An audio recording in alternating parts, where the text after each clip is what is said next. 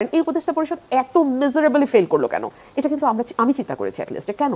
তাদের কয়েকটা কারণ আছে। এক হচ্ছে তাদের বেশিরভাগ বাংলাদেশকে চেনে না, জানে না। বাংলাদেশের গ্রামে গঞ্জে মফস্বলে হাঁটার কোনো অভিজ্ঞতা তাদের নাই। আমার জন্ম বেড়ে ওঠা, আমার বাবার তার শিক্ষা জীবন সবকিছুই, আমার মায়ের জন্ম বেড়ে ওঠা সবই ঢাকায়। কিন্তু রাজনীতির কারণে আমাকে কিন্তু আবার এই চতুর্থ প্রজন্ম হিসেবে আবার আমাকে এখন গ্রামে যেতে হচ্ছে। একদম মানে ফ্রম জিরো থেকে, স্ক্র্যাচ থেকে আমি শুরু করেছি আবার। 4 জেনারেশন কিন্তু আমরা কেউ গ্রামের সাথে আমাদের কোনো সংযোগ ছিল না, কিন্তু আমি আবার শুরু করেছি।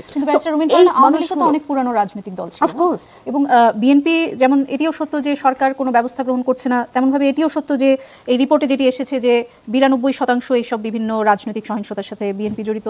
এটিও সত্য যে চাঁদাবাজির বিভিন্ন ঘটনায় বিএনপি নেতাকর্মীরা যুক্ত হচ্ছেন এবং সেজন্যই বিএনপি বহিষ্কারও করছে। 4000 হোক বা 7000 হোক অলরেডি বহিষ্কার করেছে বিএনপি। একদিকে তারেক রহমান সমাবেশে বলছে যে মানুষের প্রতিহিংসা প্রতিশোধের রাজনীতি চায় না, আরেকদিকে টিআইবি রিপোর্ট বলছে যে সেই পথেই বিএনপি হাঁটছে।